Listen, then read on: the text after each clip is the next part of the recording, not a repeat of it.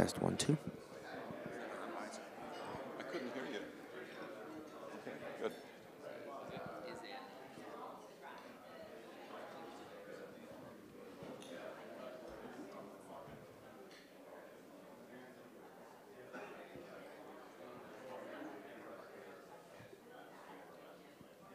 Good morning, everyone. Welcome to day 2 or day 3, depending on how you're keeping track or when you arrived.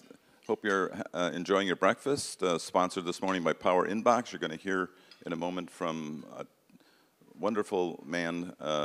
Well, I don't actually know him that well, but I have learned how to pronounce his last name, Jeff Kupiecki, who's going to come up in a minute or two. I do want to alert you that there will no doubt be some cancellations on the afternoon activities. No one seems to want to go kayaking out on the lake, but some people, I'm told, are going to go golfing no matter what, which I find kind of amazing. It's going to be like 50 degrees and raining all day, as far as I understand it. There's a brewery tour, and I'm suspecting that might become the popular option. So thanks for being with us. Thanks for coming out early again. I know there were some late nights, perhaps, in the last couple of nights. And we're going to get started this morning with Jeff Kupiecki, who's the CEO of Power Inbox. They're been a sponsor of ours for the last couple of years. We appreciate it. Jeff, come on up and talk to the group. Thanks very much. Good morning. So I have to tell you, I had a little bit of angst this morning because I saw the schedule. Day 2, kind of middle of the day, middle of the conference. You guys had a great steak dinner last night. Probably were up late watching football or doing other things, and you had to come here first thing in the morning and listen to someone like me.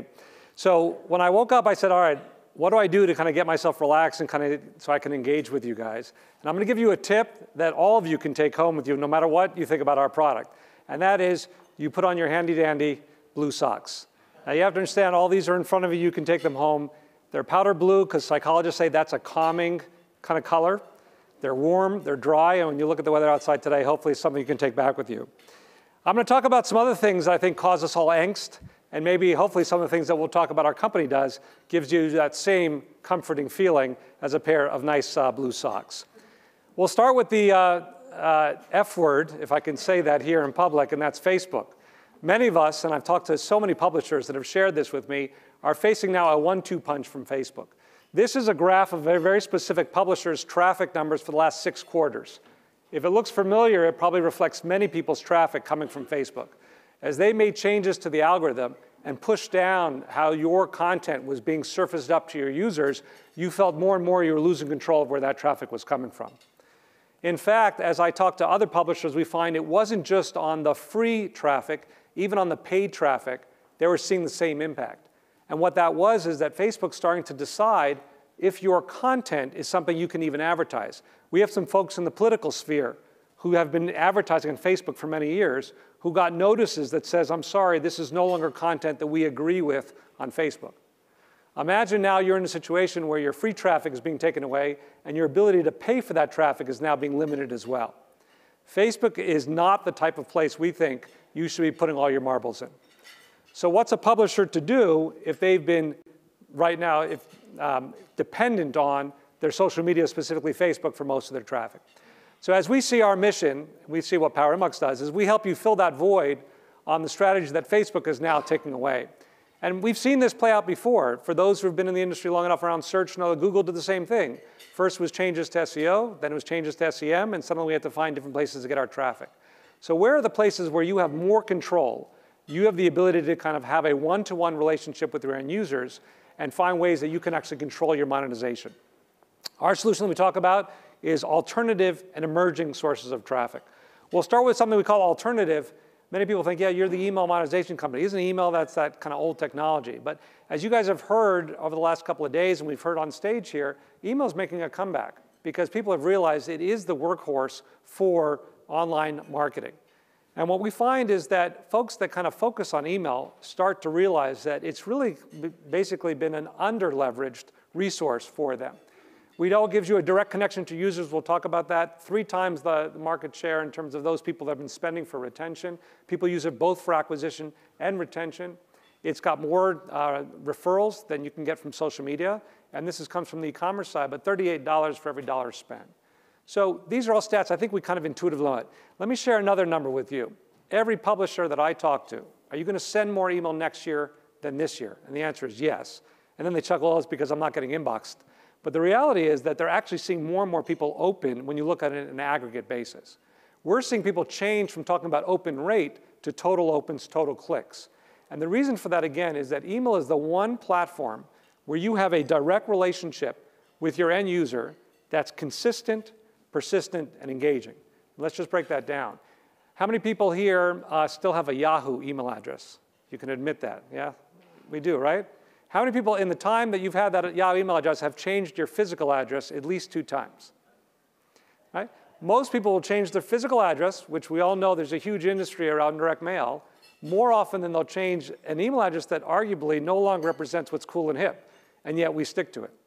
If you look at what Gmail has done in terms of the number of inboxes now they've been able to create, that's people's identity. They do that cross-device, meaning they'll open up their Gmail whether or not they're on a mobile phone, a tablet, a computer. They don't share that with someone else in their family.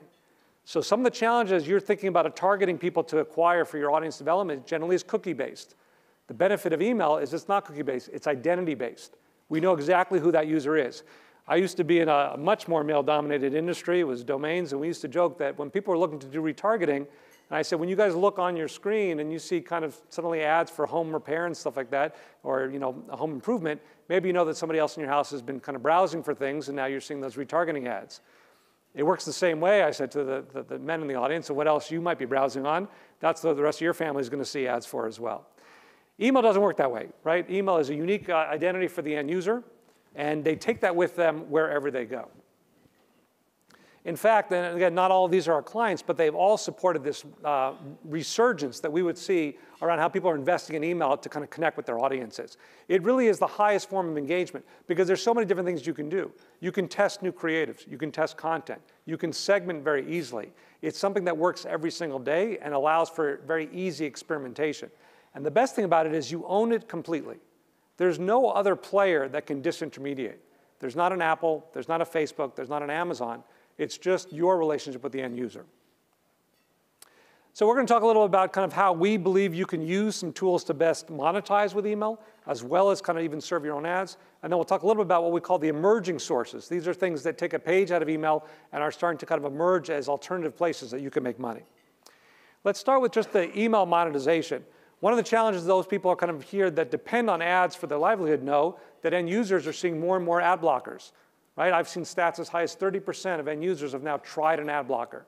If you're trying to have your message shown to end users on the web, and 30% of those are potentially filtering that out, that's a problem. Another benefit of email, there's no ad blockers that can work. When people are inside an app or even on the web, they're going to see the content that you show. They're going to scroll and see the content that you show. The second thing is that you get this very high opt-in. There was a whole bunch of work around GDPR. Everybody kind of was concerned about that. Turns out email's already consistent and compliant with GDPR. People that opt in are already saying, yeah, I'm okay receiving messages. Not only am I okay receiving messages, I'm okay receiving targeted advertising as well. So one way to think about it if you're not already doing this is to kind of think about placing sponsored advertising inside your email.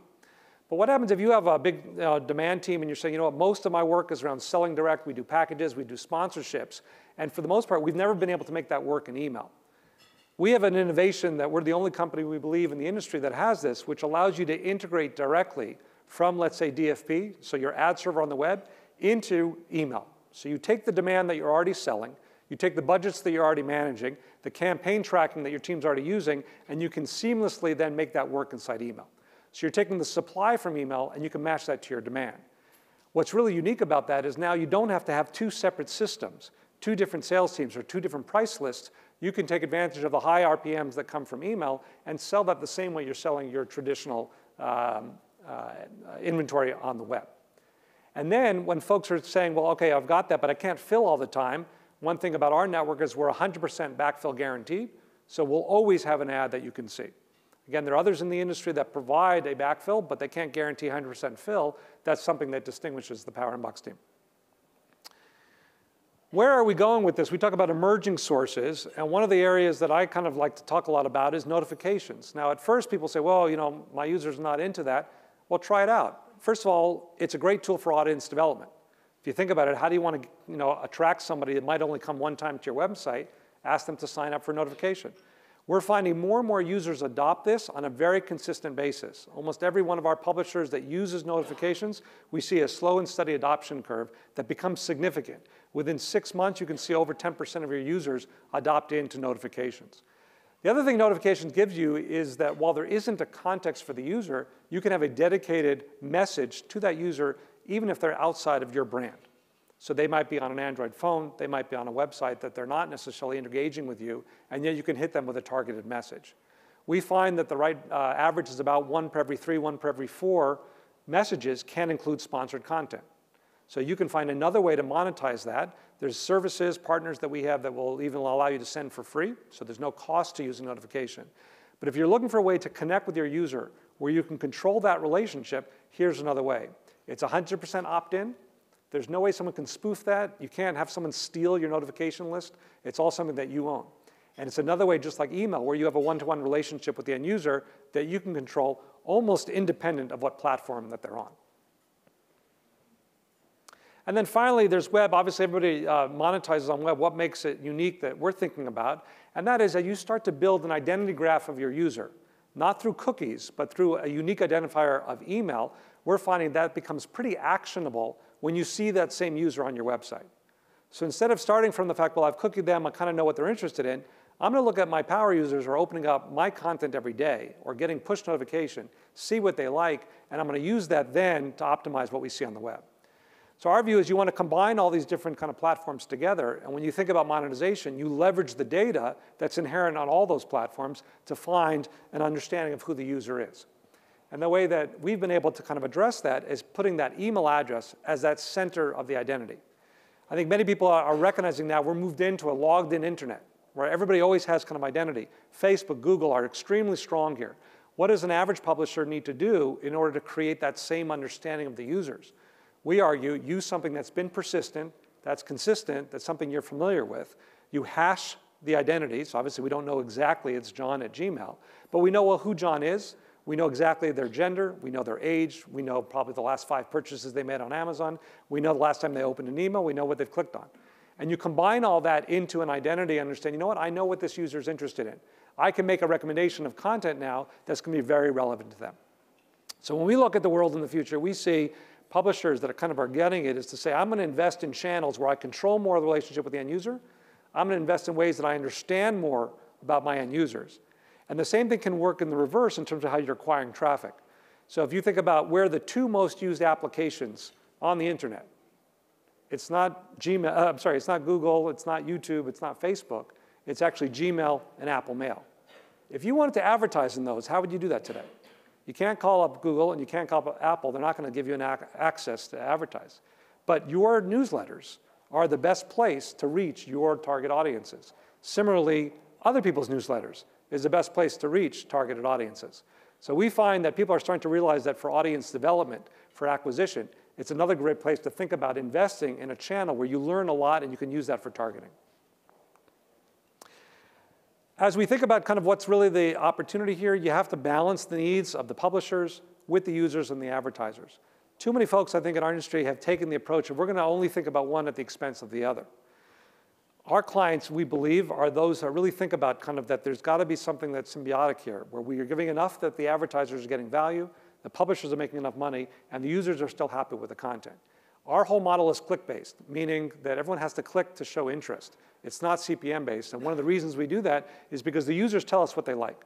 If they don't like something, they don't see it again. They don't click, they don't engage with it. So everything that we're doing is kind of engagement-based, and that allows for a balanced type of network. With David's permission, I'll just share one of our success stories here. We've been very, very fortunate to work with the Salem Media Group. And one of the things when they came to us is they said, look, we've got a ton of newsletters. It's kind of scattered across many, many different interest groups. And we're working with a provider today where we keep 2 separate systems. We sell ads into one for web, and we sell ads into a different one for email. And what we found was that was lowering their fill, as well as limiting the RPM options that they had. We were able to transition an enormous number of individual newsletters onto our platform, And that allowed them to do a couple of benefits. They saw an increase in the profit that they had from now serving more ads. They got an RPM increase because they were able to now actually get more of that demand to be matched more accurately, and they made more money overall with paying less cost. So we've been very fortunate. We just talked on the other side of the room about maybe getting into the notification space, which is something that they're looking at now. So just in summary now, I'll just tell you very quickly about our company. We're a small startup, but we've been fortunate as probably a unique venture-backed company in ad tech. We're profitable, so we hope to be around for a long period of time. Today, we're fortunate to work with 600 publishers, including some of the folks in the room. We're about a $30 million run rate. And to be honest, I'd say what really characterizes our company is that we really take these relationships with our advertisers and publishers, specifically the publishers, very, very seriously. We're fortunate to work with people that we think have great audiences, and if we can help them by focusing on the monetization, some of the areas that we think is an area we can bring expertise on, it's a great partnership. So hopefully if you don't remember anything else besides grabbing the socks that are in the middle of the table, you can remember sales at Power Inbox, or easy enough, Jeff at Power Inbox. And I really appreciate everybody's time here today. I just also want to call out my colleague, Dilip Thasman, our COO and co-founder. He's in the room as well. So if we have a chance, let's hear what you guys are thinking about on emerging technologies and maybe how Power Inbox can work with you guys. Thanks very much.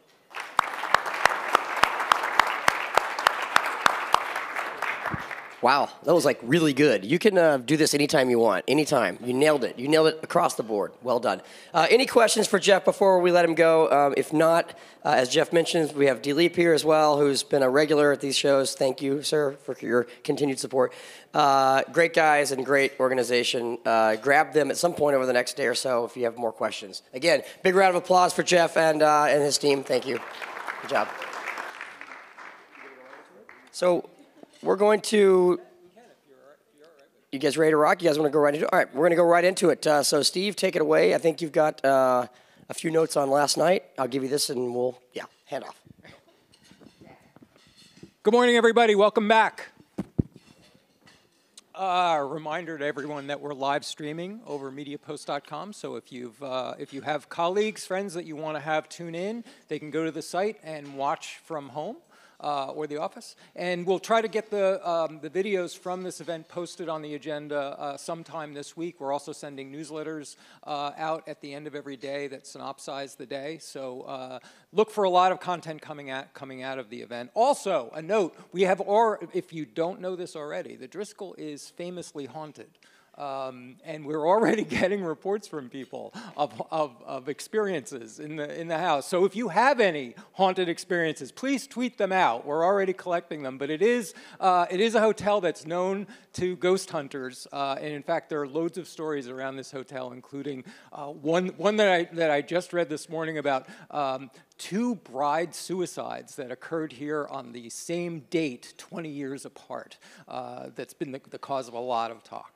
Anyway, we're going to start today. Today is all about advertising and the advertising model. We're going to be talking about video. We're going to be talking about branded content. We'll be talking about the total revenue mix for publishers. So we're really packed, and I want to start out with someone who is very much a veteran of the ad space. I've known Andrew Butkovsky for a number of years. He started at I remember him going back to the early days of Microsoft's Web TV. Andrew's always been ahead of the curve. He was at ad sales for Court TV, then at Break Media. Most recently, he was the CRO of Digital Trends. Now, when I got the press release that my old buddy Andrew was now the CRO of Rolling Stone, I was elated. Good for Andrew, great. Now he's on the cover of the Rolling Stone, figuratively. That's cool, until I thought about it. And then I thought, what's he thinking? After all, to be honest, Rolling Stone is one of those magazine brands that we've always said should have owned a category. It was legendary, it was iconic. It was the first brand when I was a kid that was actually banned from my house because I brought in that famous cover story with the Lennon tapes, and it also had stories about underground drug trafficking that my parents objected to and told me don't ever bring this in the house again. But it was one of the great stories of Rolling Stone is that it was really the transition of underground press into mainstream press. And as it moved into the internet, Internet, also famously, its founder was very vocal about rejecting the Internet, about telling everyone, and he was happy to tell everyone in the industry at all of the events where I saw him, say, the Internet's going to eat your lunch, it is not your friend, stay away. So Rolling Stone's relationship with the Internet has always been sort of patchy, and it has often taken a bit of a stumble and a fumble approach to the Internet. But now, under new ownership, it's taken yet another relaunch, and I wanted to bring Andrew up here to talk about the model now and the plan now for making this brand really take ownership of its category online. Please welcome Andrew Budkowski. Huh? You want to stand or sit? Is this, nope. It's fine. All right. It is? Here, let's bring these up so they can see it. No? Oh, all right. How's that? Better. Good. All right. You got to get shorter stools for short guys. My feet swing. That was a heck of an open, by the way. I'm thinking of calling my wife. What'd I do? So tell me, first of all, tell me about the Penske acquisition. And let's walk us through the change in ownership and Sure. who's controlling what about the brand now. Okay, so dial back to 2017, and there were bad times at Wenner Media as a whole owned Us Weekly, Men's Journal, and Rolling Stone. Debt was just crushing the company and needed a way out. So they decided to keep Rolling Stone as the crown jewel, sell off Us Weekly and Men's Journal, and then figure out what to do with Rolling Stone. And Jay Penske has a knack for taking legacy print brands and reviving them. And he and Gus Wenner got together and said, let's figure out a way to bring this brand back. Jay bought 51% of the company. The other 49% is owned by a private equity company that handles international licensing. So Jay owns the controlling interest of the company. He purchased it in December. The deal closed, and we've been integrating. I came on to bring it to the next phase. So this is a curious collection of brands that Penske has together. It's got Variety, it's got WWD, it's got Robb Report. How does this all fit together? Where does Rolling Stone fit into this? What sort of synergies, especially on the digital side, are you actually supposed to realize out of this kind of combination? Well, it just continues to add to the scale of Penske as a brand. And most people know the individual brands, obviously. BGR as a tech, Variety, Entertainment, Deadline, Women's Wear Daily, Fashion News, Hollywood Life. So there's all those verticals, and Rolling Stone is the music vertical there. They also bought She Knows, too. So that was the other B2C property in the female category that they bought right after us. So strategically, what are you expecting as you move into Penske? What are you expecting to be able to do now that you weren't able to do then? Well, the resources will be number one, right? Under that debt, Rolling Stone couldn't invest in anything. And now having the ability to have those coffers from Penske and invest in the relaunch, which we did of the magazine and the website and our events team, that's been a help to us. Let's talk about the relaunch. So you relaunched recently. Tell me how this site, because I've watched countless relaunches at Rolling Stone and a lot of different models that the company followed. What's different about this relaunch, both for readers but also for advertisers? Well, overall, the brand has to get younger, right? We have to appeal to a broader demographic because, to your point, you were reading it a bunch of years ago. I won't say how many. 1970. Okay. I was 12 in 1970. Wow. All right. Yeah. But we need to cover more genres of music to introduce the brand to younger audiences, and that's the key. We invested in hip hop and R&B and those demographics. Hip hop's the #1 music genre right now overall, so to be able to reach those demographics is key. Well, that raises a question for me. Is it a matter of how does an old brand, an iconic brand from the boomer years, really capture a newer demographic? Is it simply a matter of covering more music, or are there other parts of the strategy there? How do you really make Rolling Stone seem authentic and genuine? How does the old brand really speak to these newer and younger audiences beyond, we can show one of the covers, right? We could show. Want to put up the one of the covers? There we go. Yeah, that was our relaunch issue. So Okay. who would have thought that Rolling Stone would put out a cover like that for a relaunch, right? So doing stuff like that and also hiring different types of writers and editors. You know, if you looked in our newsroom 20 years ago, it was a typical older demographic that was writing, and still, even 10 years ago, it was that way. Now we're hiring much younger writers and editors covering these genres that understand how to write for a new audience. And then we use that with the SEO and SEM across Penske and the internet to reach those audiences. That's the other piece is I want to talk about. What's the distribution piece when it comes to broadening the demo? Well, right away, it's within Penske. So at the bottom of every Penske site, there's a widget, so we're in there automatically. The distribution of our own content across those sites to reach those audiences for free. You know, that's very helpful. And then strategic partnerships, you know, having a brand like that is incredible when there are all these other platforms out there that are yearning for content. It's always, as I mentioned, Rolling Stone has always struggled digitally. And you said part of it is resources. What happens differently now? Now that you're here, and you have loads of experience with digital first brands, right? That built from the bottom up digital first. Now you've got an iconic legacy brand that has to try to take some of those lessons and make them work. What's different this time in this relaunch? Well, I think it's a company initiative. You know, I think there are the magazine is what it is, and it will always be there because people love the touch and feel of a magazine. Our relaunch was with Shawn Mendes, and one of the parts of the fact that he would agree to perform at our relaunch party was the fact he wanted to be on the cover. So that doesn't usually happen for us, but being Shawn Mendes, a much younger demographic, obviously right in the middle of mainstream right now, so he's going to be on our December cover. And we're happy about that. It's great. That's great for us to have people like, we have got Cardi B, Zoe Kravitz is in November, and then Shawn Mendes in December. We had Aretha on October, obviously, because Aretha. But from the website perspective, it's important to create content and then distribute it and focus on it. You know, one of the things that we have to do, it means like we have to be digital first. You know, we have to think about every time, if we're doing the cover shoot for this issue, we have to have not just a photographer, but a videographer. And then create that content that lives online, and we distribute it, and we drive traffic back to it. You know, normally we would have just been there with a photographer, shot a couple of pictures, created the magazine, and been on our way.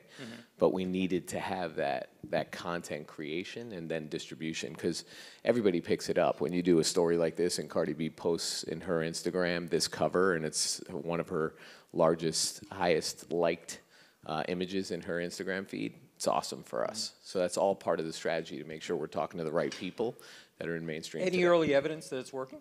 Are you getting any metrics back that suggest where and how you're getting traction with Our this? traffic is up year over year. We're excited about that. I think from a corporate perspective, we just have to get out there and tell our story first and foremost. When I walk into a room, people are like, oh my gosh, Rolling Stone, where you been? Or I used to read you, or, you know, that's awesome. Or I heard you guys were doing something. So we're really reintroducing the brand out there. Now, you're just one of the strongest parts of your background online has been video. That's sort of the through line, I think, for a lot of your work. And video is another place where Rolling Stone went through a lot of different models. Last time I had checked, it was very much into the that we have contact with artists, we can bring them into the office, we can film them doing performances. Tell me about the evolving video strategy and where Rolling Stone has landed now in terms of how what video model content-wise works, and then we'll talk about the monetization. So we're producing video for every platform that we can, not just the website. And you're right, we would have people coming into the office all the time. We still do, but we also have to create video for social platforms as well, which is huge. We have 15 million followers across 3 platforms. That's big for us when we put up a video of the shoot of Cardi B in our Instagram feed or on Twitter. That's big for us too. So we're thinking about video in every way, in one-off clips, in B-roll, in original series. We're doing original series now that we never did. Well, tell us about that and what place that has in the strategy. So why not just a lot of, you know, one-off clips that go through the social feeds that, you know, get, you know, pile up the views? What's the strategy around these franchises and how you're investing in them? Well, people want to hear the stories of artists and musicians, and it's not just a one-off piece. You know, we're doing a show called How I Wrote This So you take an artist, let's say Cardi B, just because she's there, and we're going to interview her about a song that she wrote, and she takes us back to her hometown, and we see where she's from, and we see that she would be at this spot, and she would talk about, this is where I got the inspiration for this song. And those types of things are interesting to audiences that want to learn about the artists themselves. And different and better than simply another piece of performance. Yeah, I mean, there's so much content out there, right? I mean, if you want to see the American Music Awards, you're going to go online. I mean, you're going to watch it, although ratings were down, but you're going to go online. You're going to see any clip you want, anything, Bonnaroo, Lollapalooza, it doesn't matter. You can find content, but that's not really, we're not going to win that game. You know, we're not going to show concert footage and win that game. Yeah, and I think that's important. And I think that's important about the misfire of the previous strategy of just having them come into the office. All it showed was, well, we know the artists. They love Rolling Stone. They love playing for us. We put them online. Here, it's a deeper understanding and extension of the brand. We know them. They trust us. They let us into their lives. We can share that in a way that you're not going to get anywhere else. Right. And I think that's sort of the key evolution here, is a better understanding of what a brand extension is for video. Great. How about the monetization piece, though? That's about brands wanting to align with our brand and music and artists. You know, it seems like all the brands that we're talking to, and obviously not all of them, but most say our audiences are aligned and have an affinity for our product. If they look at the genres that are important to the brand affinities, they say music, sports, technology, which is where I came from, comedy, a lot of cases, but music is always there. So once we have that common theme, then we start building out the plan and how we're going to reach our audiences for the brand. What pre-roll, sponsored, what formats work? Yes. Yes, okay. Anything they'll pay for. Right, sure. All I right. mean, we like to say yes. I have a joke, but I can't say it publicly about that. It involves my wife. But we like to say yes, because brands they have so many different kinds of assets and creatives that whether it's email, which is great, or whether it's through social media or pre-roll or mid-roll or in-stream, whatever it is, in video, but also display. But there are a lot of brands, now we're going to have a panel right after this that's going to drill into video, and a lot of true believers, for good reason, in video and in their models. But we also heard yesterday from a number of brands that are walking away from video, that don't find it viable, that find that the video advertising ecosystem broken in some way. What's wrong with the ways in which brands approach video, or media brands approach video, and the advertising that supports it? From a media brand perspective, what's wrong with I think the cost structure is a little bit out of whack. People think that they can't produce video unless they're spending $50,000 an episode or more. And so the math gets a little bit wonky because you spent $500,000 to produce a series, and then an advertiser only wants to spend $250 against it. So you're upside down already. That's a problem for a lot of publishers. So you really have to figure out how to create high quality, professionally produced content at a lower cost so that you can monetize it more effectively. So how are you solving for that? Bring teams in-house ourselves that we own instead of outsourcing, and then just understanding what the cost structures are. I think that's key for us. And the main forms of monetization then are again, you said just about any model works. I mean, from a model perspective, I would say there's integration, there's branded content, there's pre-roll, mid-roll. I mean, pretty much we can create a package for a brand that makes sense for them. But where do you monetize best? You're not making any money on YouTube, are you? Actually, only if we roll up PMC as a whole. So we can sell PMC properties as a whole, and that's enough views to acquire the inventory ourselves and then resell it at a premium. Okay, but you need but most monetization is happening, the best monetization is still happening on site? Yeah, sure. Okay. How about Facebook? Well, they actually bought 2 series from us. So on the Facebook Watch platform, we're able to monetize there. And then it hasn't been a focus for us to sell in the Facebook stream. Okay. I want to move into talking about events, because that's become an increasingly big part of this. And in fact, the video integrates and ties into the events. Tell us explain what the event structure is and how you're setting that up. Okay. So we always did our Super Bowl party. We've done that now almost 10 years. And Lollapalooza, those were our 2 core events. And we decided to expand on that because brands want to put their product in people's hands at these festivals and at these events. So we created 2 different types of events. There's Rolling Stone Live, where we own the event, and then there's Rolling Stone at, where there is an event and we'll do something like the Artist Lounge. So you'll go to Bonnaroo, people will be performing on stage, they come off stage, they go into the Rolling Stone Lounge.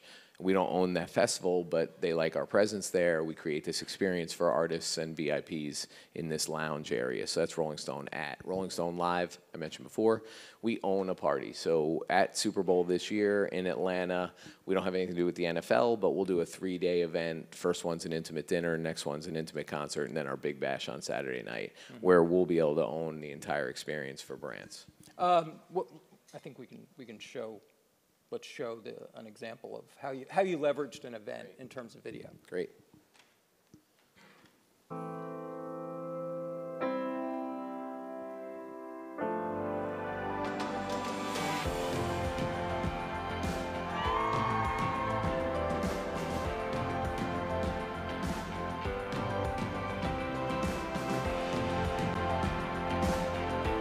I think it's amazing for them to be able to see me in a smaller environment. It's always a different kind of show, which is exciting for me. Give a warm welcome for Shawn Mendes. I'm playing the entire set that we've been doing around the world, so it should be really, really fun.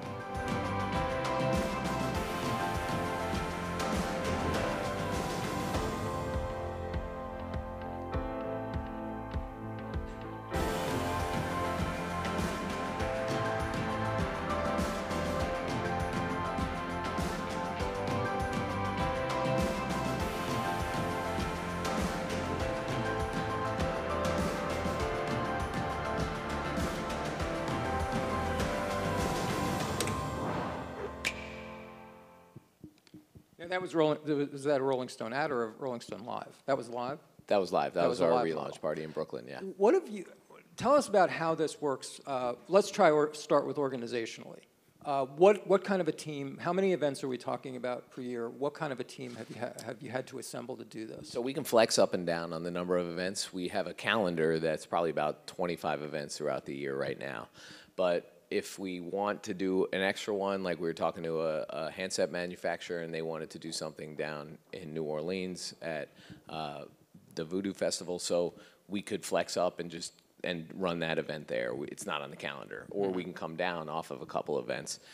So we pretty much have a framework, and then we have a team in-house. We have up to 7 people that come in and out of marketing, but the core is 4 people that run our events team, and then marketing flexes in and out of there. Now, what have you learned about monetizing these so that they're actually contributing more to the bottom line than just being a brand extension? Right. So the biggest thing that we learned is that while brands want to be at these events, they also need that content distributed. They can't just be there because there's 500 people or 1,000 people, and that's great, but there's no scale there for the brand. And if they're going to spend $500,000 to be at Super Bowl or more, then that content, we have to create that content that they own and we own so they can distribute it across their platforms and get the scale that they want, and we can as well. So we put a strategy in place that will create 5 pieces of content from Super Bowl, we'll distribute it, we'll guarantee a certain amount of views against it, and everybody's happy. Give us an example of how that worked really well. Well, just started, but with the relaunch party for YouTube Music. So we created a couple of clips from Shawn and our interview, and then we had a whole plan in place to distribute that across PMC. And so that's also where PMC scale comes in, is that you can then take those sort of videos and that content that's coming from events, and then you can leverage that larger scale. Like that could live on Variety easily, and the scale there. I mean, Penske's 22nd overall, 122 million uniques, huge scale monthly. What else other than content distribution and presence? Are there other elements to what an advertiser buys? Must have integration of some kind. You know, the last thing they want is just their name up on the wall. You know, there has to be a way for the brand. With the YouTube Music one, we created these pods around the party where people could walk in and use the app to listen to Shawn Mendes playlists or other artists that they like.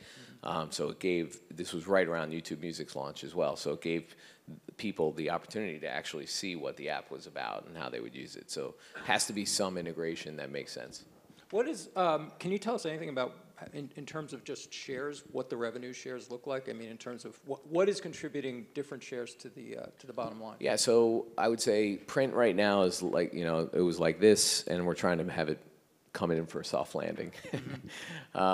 Print, there'll always be print, and obviously it's down, but people still advertise in print. And we're hoping to get a certain amount of pages per month, and that'll be great. There'll be big categories that we should get, liquor category, pharma, there'll be automotive, there'll be big categories that we should get there. And you're down, your frequency has changed, you're down to monthly, we went down right? to monthly, To monthly. right. So print's hoping to be like this. Digital's like that, right? I mean, we were nowhere a couple of years ago in digital because of what you mentioned in the open with Jan. So we're really excited about that because so many more brands want to get involved in the content that we're creating. So we're pretty much, I would say, and then events we're really just starting. So we want to eventually get to a part where we'll probably be, and I'm guessing here, but probably 25% print, maybe 60% digital, and the rest event. Is digital revenue being driven mainly by video, or No. How much is display? No. Part of Right this? now it's like a lot display, probably 85% display. Programmatic or direct? Mostly programmatic, because when I came in, that's when I brought the team on, the direct team, to get out there and have conversations. What have you learned about making that work, making programmatic work, and making it substantial? Because I've had you on this stage many times over the years, and we've talked about programmatic. We've talked about the ways in which agencies and brands are often squeezing publishers when it comes to the rates that they really are getting and the demands that they make. What makes it work for you? Programmatic doesn't work. It doesn't work. No, it doesn't work. I mean, everyone says, oh, we'll put you in our PMP. And then we look at how much spending there was at the end of the month. It was like $4.87. So no, it doesn't work. But right now, that's the only way for us to start getting involved with brands. So we at least get in there and we start talking about it, but then we have to go direct. There's just I don't know where people run when they say programmatic, and that's probably a whole different conversation for us to have. But it's not working programmatically for us. What's broken about it? About programmatic? Yeah. Is this a setup? No, it's not. I'm curious because first of all, we're going to be talking about it more later. Let me ask a broader question. Why is the trust between clients and agencies at an all-time low? Why do you think that is? I mean, because clients don't get it, and the agencies are doing something crazy, and now there's a DOJ investigation into kickbacks. So something's going on that side of the desk that clients are not really comfortable with. I'm not saying it all lands in the programmatic landscape, but that's a part of it, right? I mean, how can you have a buyer and a seller sitting right next to each other inside an agency handling clients' money, taking a piece off of both ends?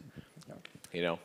Well, the problem is when I'm talking mainly on the brand side, they're all bringing more resources in-house, and one of the reasons they're doing it is not to deal direct with publishers because that's too unwieldy for them, is that they're doing it because they see programmatic at the core. They would in the beginning, I'm sure they do, because they understand the efficiencies of programmatic.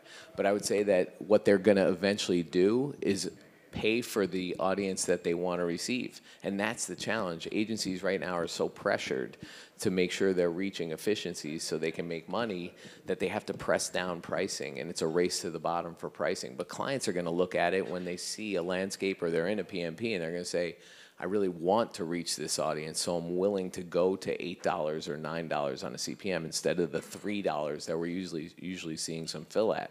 So that's why I think clients are going to be okay with it, because it's efficient for them. They can automate their buying, but at least they'll raise their floors so that they can get to a price that is effective for them. Well, from your lips to God's ears. Now, I saw it. I want to finish by talking about another piece that I saw recently, a little tab that's appeared on Rolling Stone called Rolling Stone Pro. Right. I'm seeing premium in there somewhere. What is that about? So RS Pro, there's two things. We bought BuzzAngle, which is a list service.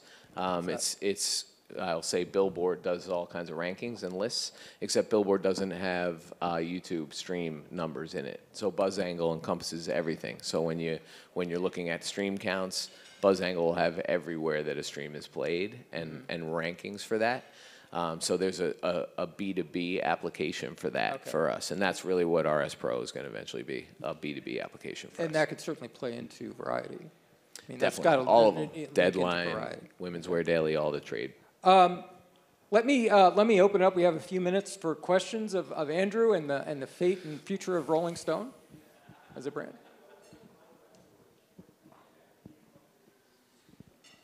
In back.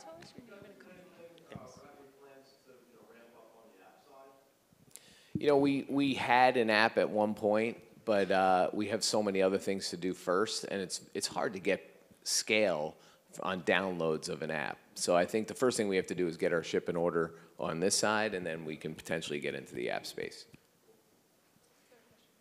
So when you guys got folded into Penske, did they bring anything to bear revenue-wise, and just in terms of tech or team or process, or were you guys still sort of siloed? Well, each brand operates independently, but there are shared services. The programmatic team is a shared service, dev, product, all, finance, obviously. All those are shared services across the top, and then we all operate from an editorial perspective and sales and everything independently. Do you guys do much, Rolling Stone is such a great kind of cultural brand. Do you guys do much in the licensing space to license the brand, the name rather? Yes and no, actually. So there were 11 global licensed brands, RS Italy, RS Australia, and BandLab was handling those. That was the investor group. But we're restructuring and talking about strategizing around that. There's so much opportunity. We've done a couple of one-off executions. So last year was Rolling Stone's 50th anniversary. It was Levi's 50th anniversary. We did a custom Rolling Stone Levi's jacket to celebrate it and sold that. So there's opportunities like that on a one-off basis, but so many opportunities more broadly. If you guys fly United, you get off in LAX, there's a Rolling Stone bar there, a Rolling Stone lounge. So we're looking to roll those out more broadly, and so there's a lot of opportunity there.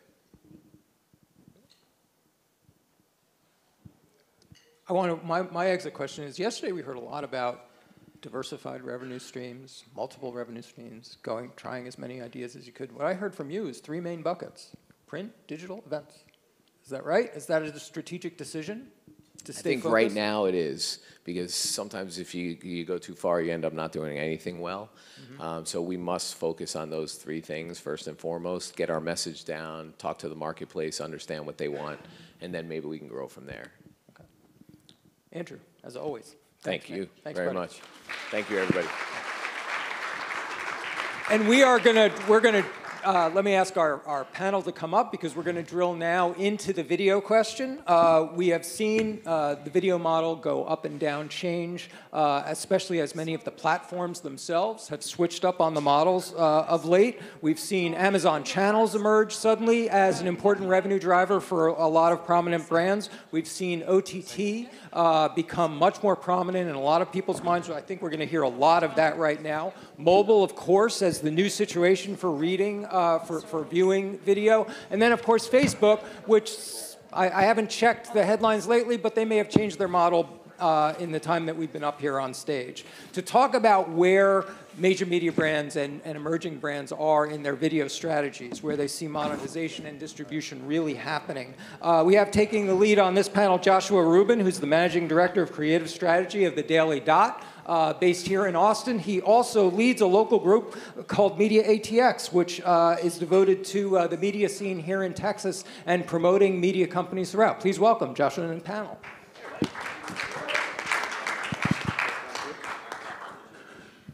Check.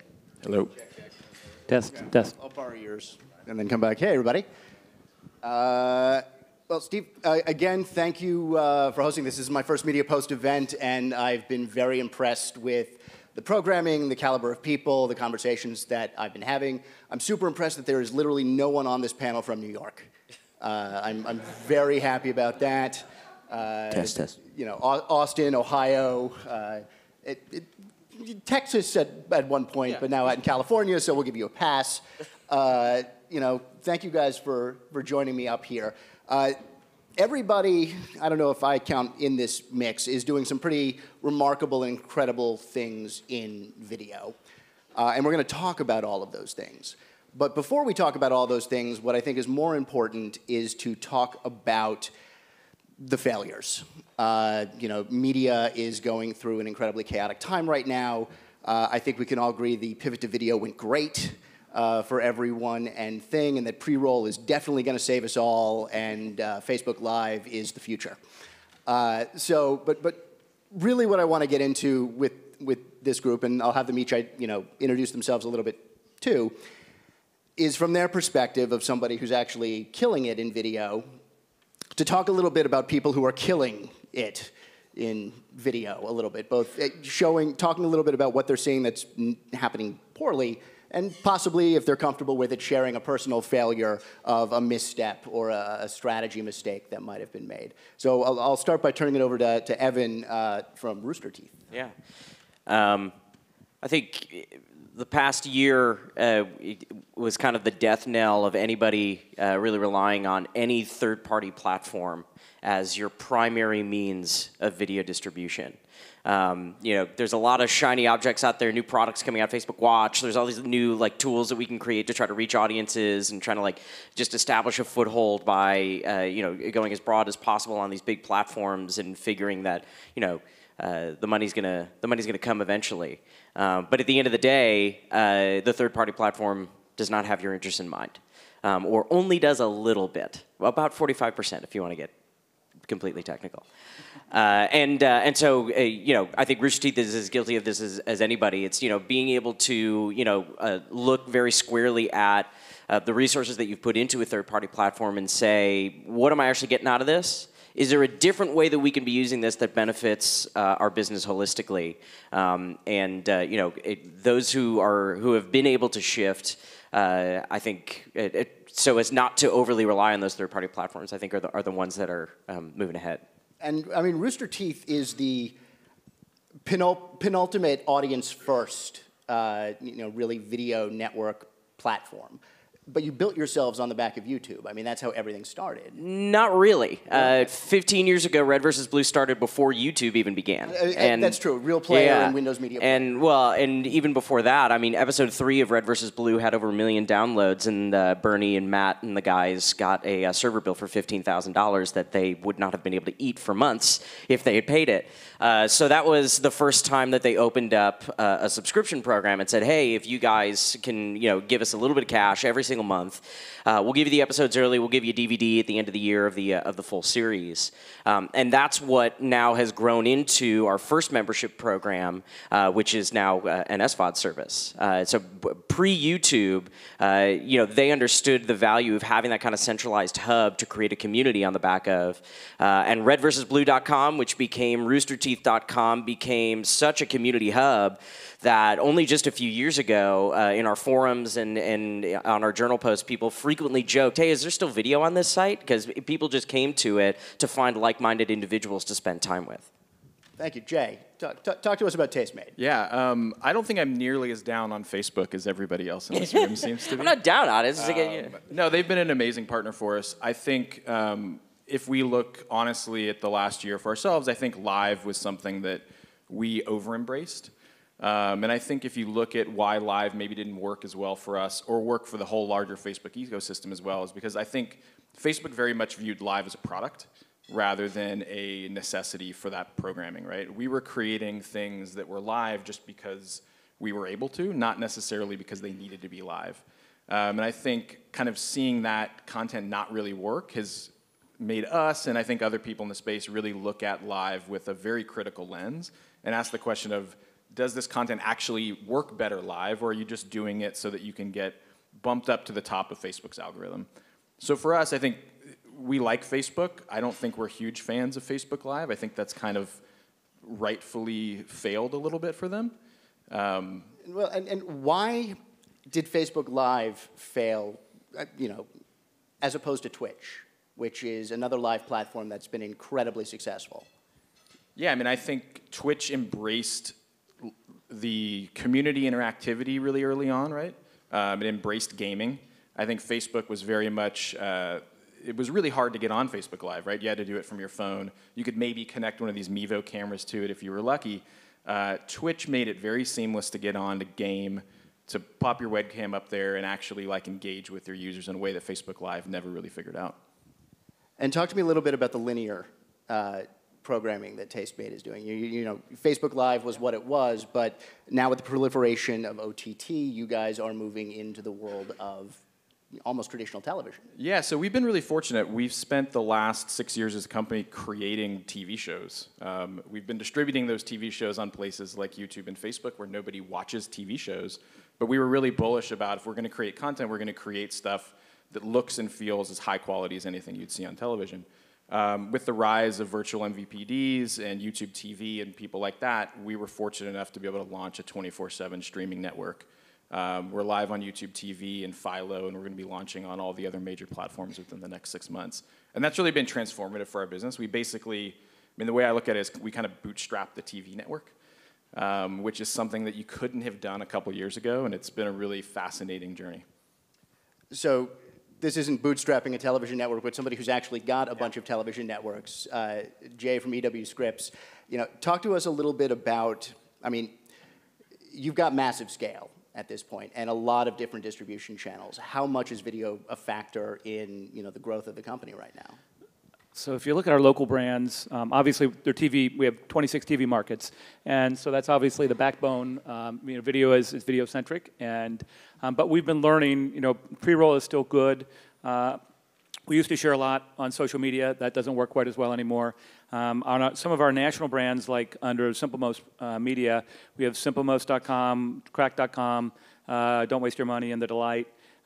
We actually started ramping up, especially with Cracked. Several years ago, we started spending about $20,000 a video, really high quality, really high production. We were sharing it on Facebook as well as, on YouTube, as well as our, out to our audience through newsletters and so on. And we found that we just couldn't make it work financially. Especially, we could get decent traffic off of Facebook, but once the algo changes there happened, it just didn't scale anymore. It was just really, really challenging to make that kind of a return on high-quality video. It's a very loyal, very geeky on Crack.com audience. Same thing with Simplemost. It's life hacks for 18 to 49-year-old women. And so it's like some things like you might see on Taste Made, some recipes, some ways to make things easier for your kids' lunch or something, and we were producing video there, and again, once Facebook changed, it just got really difficult. I will tell you, one of the successes, though, is OTT as it relates to Newsy.com, or Newsy as we're known now. So we're building a national news network for millennials, or we call them mature millennials. They're not quite the early, the 18 to 24. It's more the 25 to 34-year-olds. And it's straight down the middle. It's not polarized, and so we're not a CNN, we're not a Fox. And we're building this thing from the ground up, all on OTT. We're on 23 different platforms now. And, we love the CPMs on OTT. And there's not enough really high-quality, premium, easy-to-buy content there. And so that's the niche that we're filling. Is there any fear that OTT is going to cannibalize pre-roll or, lower the CPMs on, say, mobile video? We're all in on OTT, and so we're bullish on it. And I hope it eats up some, of the pre-roll revenue because the CPMs are so much better on OTT, right? So it's most of the consumption that we see for Newsy is happening on a big screen, and so it's that lean back, it's that premium TV experience that advertisers in broadcast have been paying, high rates for forever. So it's a fabulous experience. The results, it works just like TV for advertisers. Quite frankly, it's far more effective than mobile. You can get all of our content on mobile, but it's far more effective when we see more impressions happening on the big screen. Does video belong on this thing? I mean, everybody, we've been crying about mobile first for years, but with... Video belongs everywhere, right? I mean, it belongs on your watch. It belongs on your, on your refrigerator. Really? It belongs everywhere, right? I mean, I think content needs to be where everybody wants to consume it, and we can't tell people today where they want to consume the content. And so if you have a Samsung fridge and it's got a TV, video player on it, and that's where you like to consume content in the morning, you like to watch your news, good on you, Where do you like to consume your video? You know what? I'm pretty old school. I will tell you, I have Spectrum, and I spend probably 70% of what I watch is over the top. And so I barely use Spectrum, and most of what I'm doing maybe is catching some morning news when I'm not streaming. So that's where I watch. I'm hearing a couple of different things here. One is, the community first and being able to, have direct interaction and, frankly, value from your customer as opposed to ad-driven. The ads are almost I'm sure an increasingly important part of it, but weren't the base level of what you were driving revenue off of at first. And then I'm hearing, community off of that live and being able to establish it and directly interact with them. So that's a two ends, but for news content in particular, like the video news, is that monetizing reasonably well? Or is everything else there just to pay for the news? It does monetize well. You know, there's some brands like P&G that will not advertise in hard news. And so, you know, one of the U.S.'s largest, maybe it's the world's largest, I can't even remember, advertiser, right? P&G won't buy hard news. So we can sell them tech, we can sell them lifestyle entertainment, maybe weather, things like that. But we can't have, don't want to buy anything with politics or hard news where there might be death or so on. And I always look at that and I'm like, you know what, I grew up in a time when pre-cable and there were 3 networks and, you know, there was always a war or something going on, and you know what? Tide was there, and all their other brands, right? And nobody said, "I'm not going to buy that because they're in the middle of this report on the Vietnam War or whatever it was." I was really young then, by the way. And anyway, I just think that all the brands have gotten to I don't know. You know, trying to stay away from conflict. It's the beauty, though, I think of, and we're still telling that story for Newsy, which is we don't, well, you turn to CNN and there's a bunch of talking heads arguing about how much of an idiot everybody in the White House is today, and then you turn over to Fox and they're just talking about, you know, how Donald is the best thing that's ever happened, the best president ever, blah, blah, blah, blah, blah, and they're so polarized. And if they're talking about an issue, whatever it is, the Kavanaugh thing or something, and at Newsy, we're talking straight down the middle. We're telling you what it's about and what it means if he gets in or if he doesn't. What does the special investigation mean and all that? We're not taking a side. We're just giving you the information. Our tagline is "Be informed, not influenced," and so that's the way we look at it. And advertisers are finding value in, you know, that they can come to a place and not know that 50% of the people are going to hate them, right? Because if you're on Fox, 50% of the people in the U.S. are on the other team and they hate you and hate what you do. So we're straight down the middle. Although it's a lot easier to build audience if you take a side. Right? We know that. As an ex-CNNer, I can appreciate all of that. Yeah, that's right. It's depressing. It almost feels like brand safety is hurting news monetization.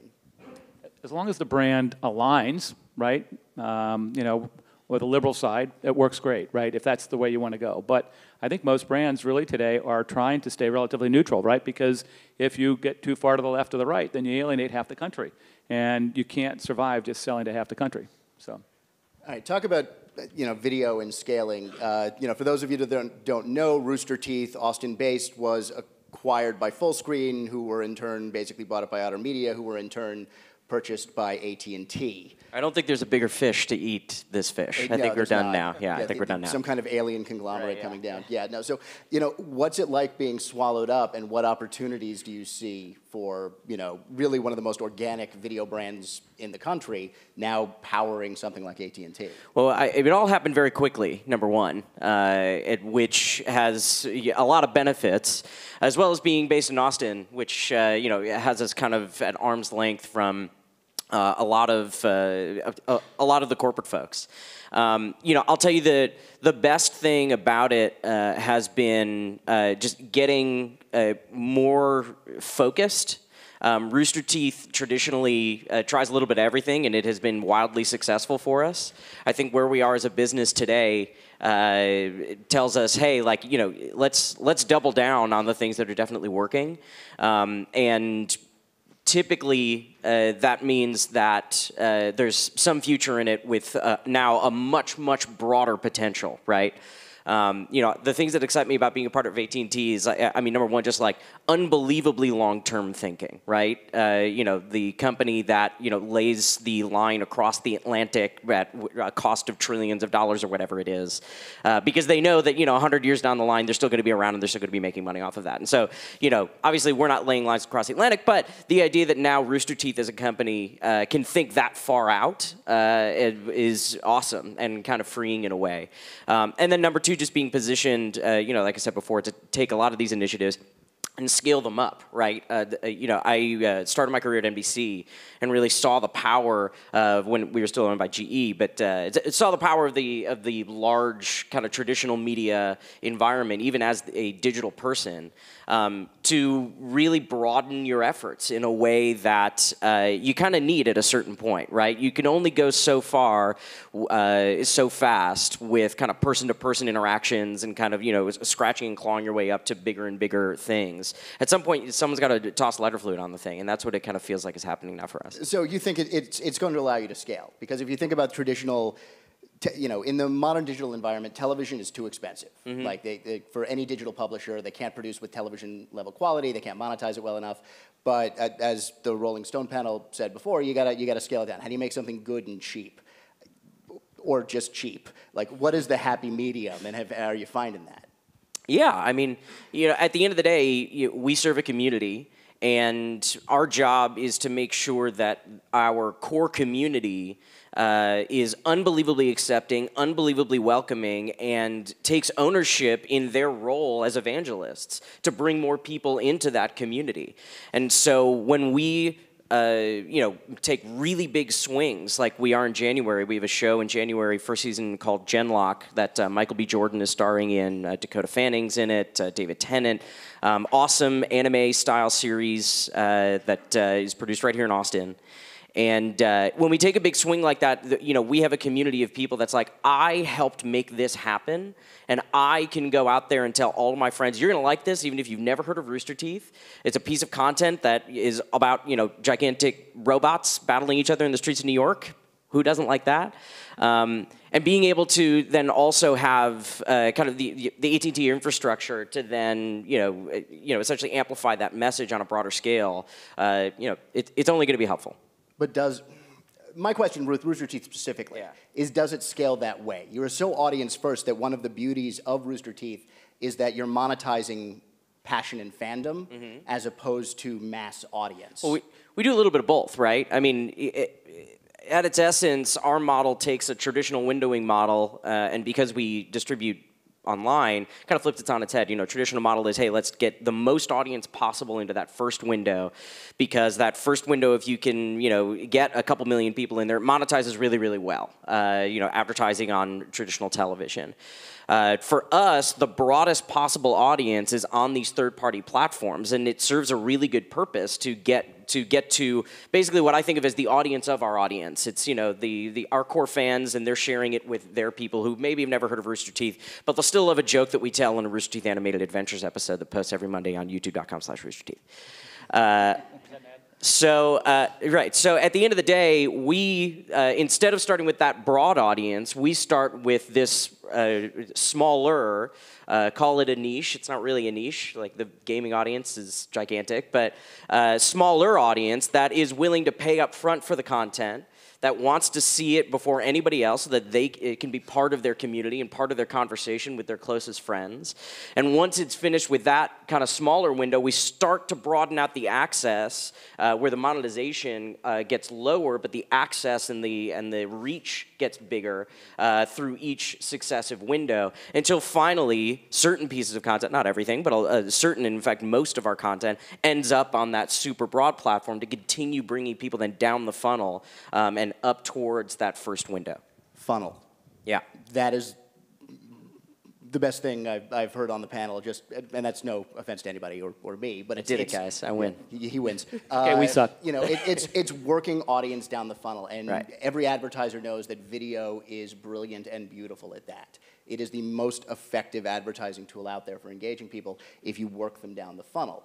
Your approach to content is that of, you know, you're not selling tires, you're selling yourselves. Right. And that's we're selling identity at the end of the day. It's no different than MTV, right? You know, MTV, especially in the 90s, you know, I want my MTV, right? It's like, it was part of who you were. And Rooster Teeth, our relationship with our fans is super similar to that. How many people show up to your conventions? We will do over 100,000 people at our conventions worldwide this year. Impressive. Amazing. Jay, in terms of Tastemade, how are you fostering community with video, you know, using this linear platform?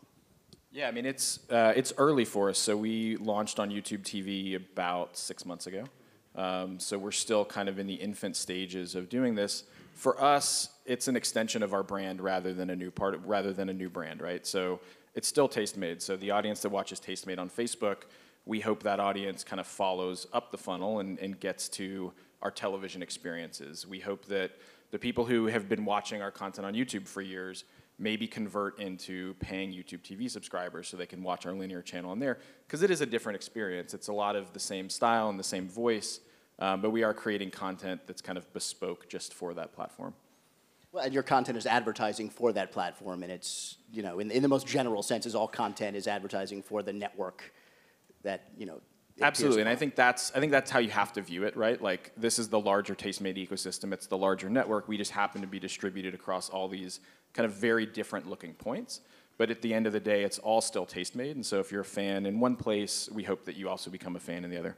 I apologize for not knowing this, but for the YouTube TV, you know, classic cable, there are carriage fees associated with it. Are YouTube paying you for this channel, or are you simply getting access and able to sell more advertising because of it? It is, I don't know what I'm allowed to say on this. It is, it's an advertising split. So YouTube, much like traditional television networks, YouTube has access to a piece of our inventory. That's how I think a lot of the virtual MVPDs are going to operate. Right, I think a lot of the digital channels aren't going to necessarily have sub fees and carriage fees. I think it's going to be a pure ad split. That's going to be vicious for local businesses advertising, potentially, because I think about the traditional cable split. There's the local ad slots, there's the national ad slots. Now everything is a national ad slot, albeit hyper-targeted if you need it to be. Yeah, I mean, I think OTT's kind of been that way for a while, right? Like, I don't know if any of you guys have watched ESPN, for example, on OTT. Like, you constantly just get the commercial break thing, right? Yeah. And that is a, hey, this was a local ad spot that we're not filling nationally. So I think as DAI on some of these platforms becomes more mature, and as those platforms have the ability to sell that inventory out, we're going to see all of that stuff become national ad spots. I actually hope not. I hope it's more like in the early days of cell phones, you couldn't dial 911 because it didn't know how to do the local side. My hope is that they start in. Local commercials are an amazing thing. Yeah, so I don't want the lawyer. We have, yeah. You know, what's his name? The lawyer that rocks. Yeah. That guy needs a place in the world. 100%. Matthew Lesko, the question mark dude. Like, I need that. As long as it's targeted, though, that should always exist, right? And I think, if anything, you know, the blessing and the curse of being a part of YouTube TV and having them sell the inventory is I don't know that they've gotten there yet. You know, ESPN, as a YouTube TV subscriber myself, ESPN, they sell that inventory. That's part of their deal. Yep. And so, you know, their infrastructure allows for that. I see tons of Beto ads when I'm watching ESPN. I see none of that when I'm watching Tastemade. Yeah. Don't you think, though, programmatically, at some point in time, that you'll be able to buy, as a local business, if you're large enough, Google will put that together, right? And allow a local business to buy into whatever the national, the OTT programming is. We actually work with a number of partners right now that have local sales teams like Tegna's Premion, and they're selling into our OTT inventory as a partner. And so their local sales teams are out. And so if you're in Raleigh, you know, you're seeing a Raleigh car dealer. And if you're in wherever, you know, Syracuse or Seattle or somewhere, you're seeing local businesses there too. You're seeing local politicians advertise right now. And we can actually switch between markets, and so we're seeing what's coming through. There's a lot of it happening. It's going to nail your margins at the local level, though, so because now you have to split your revenue with... Actually, no. You know, we sell. We tell our partners this is what you got to pay, and quite frankly, they mark it up. I don't know how much they mark it up. Not my problem. And so, but we tell them this is what we need to get, and it's better than what we're getting programmatically, because programmatically is real time, and you know, they're not locking it away. We do have a number of programmatic guaranteed partners. You know, that's the beauty of CTV. Because there's a lack of premium inventory and premium publishers right now, we have a lot of partners that lock in, you know, programmatic guaranteed for the year. And I mean, we've just finished negotiations, you know, for the year, and we've got millions of dollars locked up for next year in programmatic guaranteed. Congratulations. Yeah. So, you know, of all of us up here, you're the one who's got both radio stations, television stations, legacy brands, new digital properties. Podcasts with mid-roll. I mean, how is everybody getting along? I think generally pretty well. You know, we're learning how to leverage the brands to help each other. But you know, I was a little bit wondering about Evan and AT&T because it is so big, and we're trying to figure out. You know, in fact, we just had our first sales summit where we had all the sales leaders get together. We went up to the Catskills, spent 3 days together talking about how we can work together, help each other, not only sharing sales leads, but also cross-channel marketing and promotion and so on. So we're, as a company, the nice thing about Scripps, we're decent size, but we're small enough and nimble enough that we like to challenge the process, so we like to do things differently. And so we're continually trying to do that every day. Really, the Catskills.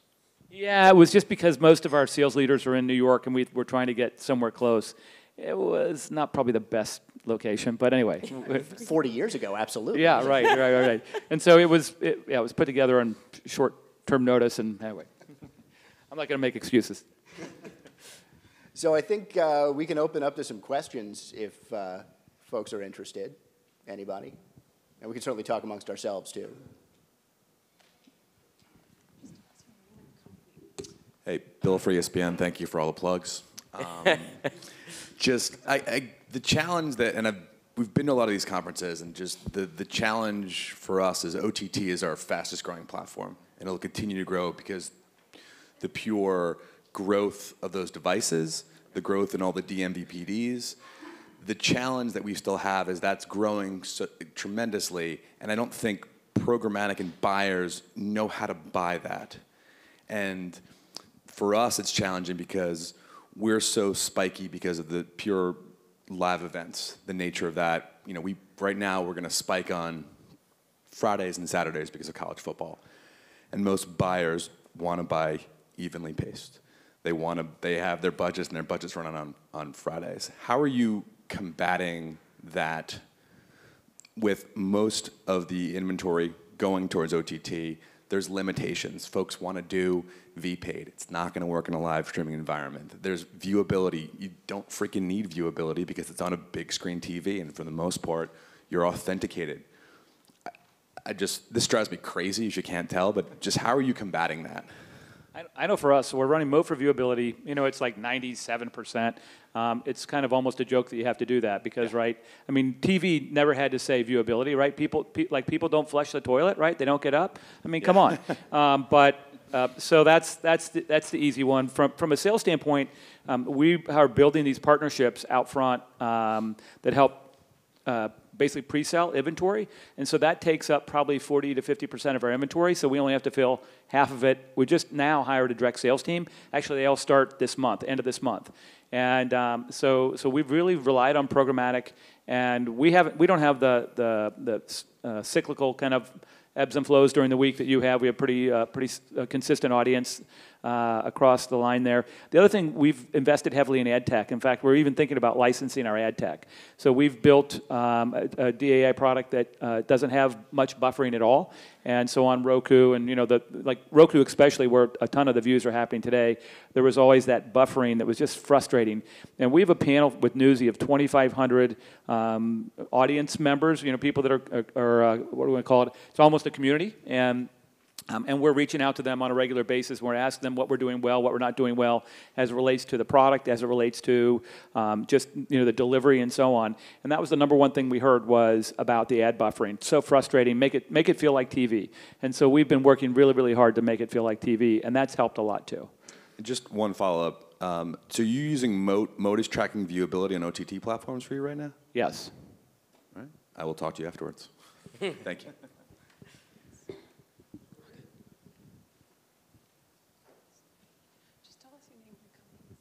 Yeah, hi, I'm Jacqueline. I work at Dotdash.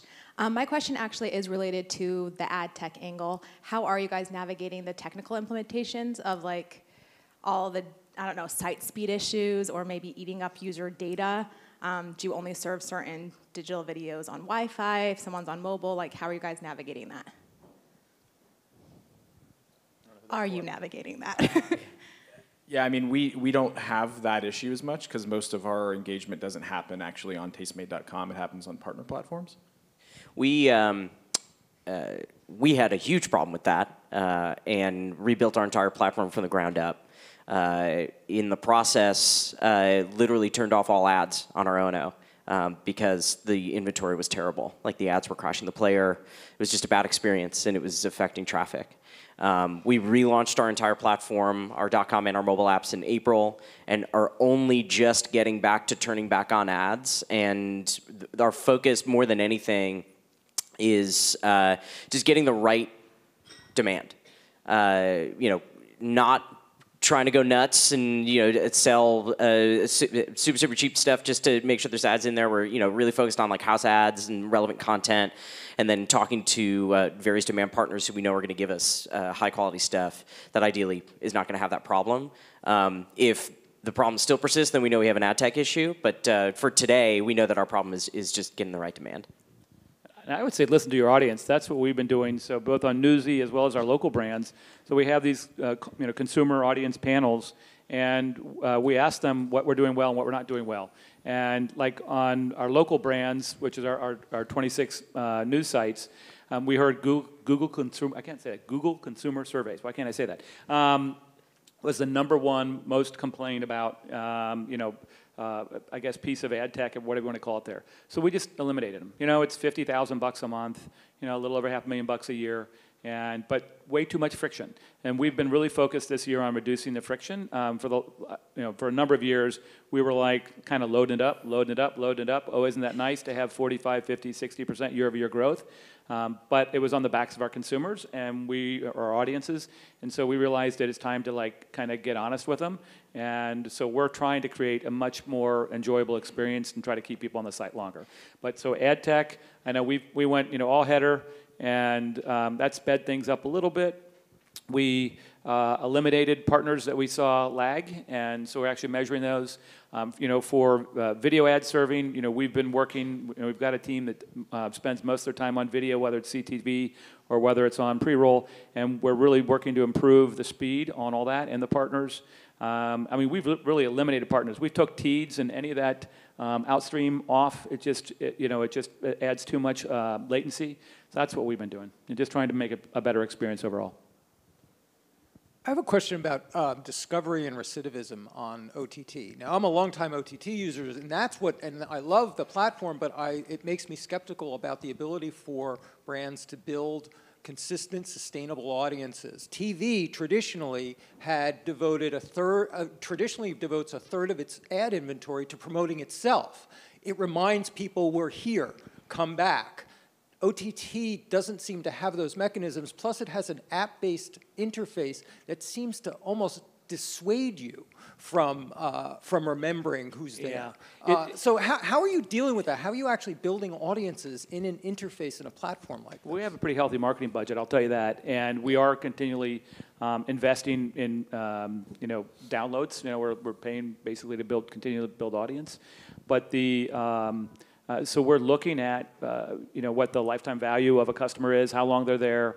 Again, talking to our audience and trying to figure out how to make sure that it's a great experience. It's amazing for a news brand.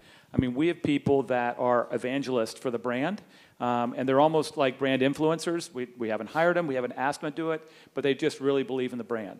But there's no doubt that OTT, there's a new news channel every day, right? And these are younger what should I say, more adventurous audiences in their viewing, so they're looking for new and different things. And one of the biggest challenges we have is right now we've tested trying to capture first-party data, right? All the other platforms don't, Roku doesn't give you anything back. We actually have some tech that allows us to get more than what Roku would. It's actually embedded on what we serve there, but it's still really, really challenging. If you can't get an email address, right, to start building that audience engagement, like we've seen so many presentations over the past 2 days, it's a challenge. And so, we're back in the data game, getting a new DMP and so on, and going to be trying to do that. But there's no doubt, it's a challenge. And I think it's not just for us. I think it's everybody in the ecosystem. And literally, there's somebody launching new sites, new apps every day. Well, and it raises a question whether the platforms are really understanding the challenge and giving you any tools to remedy it. That's where I'm a little skeptical about where some of these platforms are in terms of how they're actually helping brands build. Yeah, I think Amazon and Apple are trying to kind of aggregate everything, right? If you see how Apple's wanting to kind of migrate people into their TV app, so trying to kind of flatten the ecosystem out a little bit, so it's not 1,000 apps, it's one place you go, and then they have to solve discoverability within that one place. I think we'll see a lot more of that as some of the larger platforms try to kind of aggregate everybody up. I think the virtual MVPD world's a little bit different, and you guys run into this on Newsy, right? We're in the guide Tastemade is right next to E and Bravo. You guys are right in there next to CNN and MSNBC. And so when you have that type of distribution, then you really do operate like a TV channel. And so we, as you said, we devote a ton of our internal ad resources to house ads and reminding people to come and tune back in.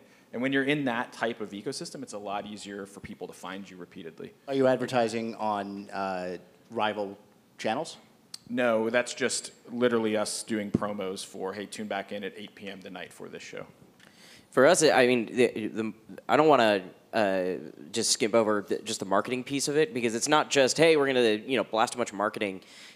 Part of the reason that we've become and have always been advocates of not relying on a third-party platform is because the direct-to-consumer relationship is everything for us. So, on the one hand, being able to specifically target people to be able to deliver that message, right, is not that expensive from as a broad marketing initiative, and so it's relatively easy to execute. And then on top of it, when they do come back, so much of our programming decisions and a lot of the shows that we make are built around essentially being community billboards. So we're live for a couple hours almost every single day, and pretty much every single one of those talk shows that are also distributed as podcasts, I should call them, all have basically a community billboard segment. So if you're watching the Rooster Teeth podcast on Mondays, you will definitely hear about what's coming up on Rooster Teeth this week. If you're watching Off Topic on the Achievement Hunter channel on Fridays, then you're definitely hearing about what games are going to be playing next week, and really just having that one-to-one relationship with each individual consumer and building that over time. And that's why it's important, even in an Apple TV world or a world where you're on an OTT environment, there's still no guarantee. There's no guarantee that you're always going to have access to that data. There's no guarantee that you're going to get someone's email address, right? It may just all be anonymized, and that's all well and good. But to us, nothing is more valuable than just having that direct-to-consumer relationship with every individual customer. And it's really hard to do that, though, on really a lot of platforms. Like for podcast on Apple's native player, I mean, Apple gives you virtually no data back, and they won't allow you to have that direct relationship because they want to make sure that they're in between you so that they can take a piece of every transaction if you have in-app purchases or something like that. So, I mean, that's the problem with all these, platform partnerships. And Roku takes 30% or something of your inventory, and they're not really a great partner. They care first and foremost about Roku. Do you trust the viewing numbers that you're getting back from them? Do you have a choice? Yeah, I mean, it is what it is. But we also have, through the ad servers and so on, we can get a pretty good idea of what's actually happening, and so we can. And it's not, they don't totally line up, but when you're looking at ad serving and any other data source, they never exact, right? So I mean, but we think it's close. What we wonder about is, because they're taking 30%, you don't know exactly. Their numbers are always bigger, so they can take a bigger chunk, right? Is there any talk about actually putting some third-party or demanding some third-party verification on any of this stuff? It would be great if the industry came and had it across all partners. But I can tell you, Roku is so big right now. I think that they would fight it tooth and nail. I don't think they want anybody regulating them at all. And they're big enough that they can probably push a lot of people back. I mean, it's not the best world to be operating in that way. I mean, they're good partners, yes, but they're definitely running the show. So Joshua's going to lead a roundtable at the end of the morning to drill farther into the weeds on video and monetization. Guys, thank you very much. This was great. Thanks, Josh. Thanks, everybody. Thanks. So we started yesterday in me talking about the ways in which under these new platforms, distribution and consumption models, media companies really need to find and think of new ways to weave into people's lives, to really become a part not only of their everyday sets of habits and rituals, but also to weave their way into the meanings and values in people's lives. And I was fascinated by Liz McMillan's work at dictionary.com and the ways in which they are moving they're taking a brand that is, of course, ubiquitous, eponymous. We go to the dictionary, they own the URL. When you want a definition, that's where you go there, and trying to move beyond that reflex, beyond simply waiting for somebody to need a definition or need a synonym, but in fact, try to find a way to take that brand and extend it into everyday lives, meanings, and the general flow of the internet. It's an interesting model, and Liz has been working at the owner of Dictionary.com, IAC, for a number of years. She had headed corporate development across Ask.com, a familiar brand that had also absorbed About.com and ValueClick. Please welcome Liz.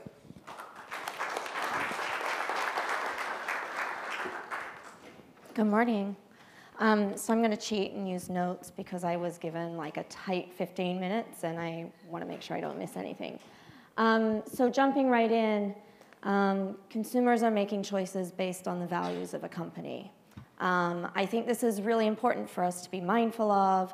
I think it's relevant to us as the evangelists of our own brands and also as the marketing vehicle that the other major brands are choosing to distribute and talk about their products. So, you know, the majority of consumers, and I think this is increasingly true as millennials come up and the next generations, they're going to pay more for brands that are perceived to have positive impact on society. You can see other statistics here, and it's really that impact, that societal impact, that social impact that I want to talk about today. And really, how do we begin to have conversations, authentic conversations with our users, with our customers, with our readers, our audience about our values as a company? And what are those values and what should they be? And, you know, how do you take a position on those values without swinging too far to one side or the other side and alienating half the country? So our product is words. And what I've heard over and over again in my tenure at Dictionary is your product is commoditized and, you know, just do what you can with a commodity product. I don't think that's true, not for a moment. So really what we've found, what we've learned by looking at our data is that words are far from commoditized. Words have this deep emotional relationship with our audience. Both the words they use, the words they hear being used around them creates a reaction. So just a couple of examples here.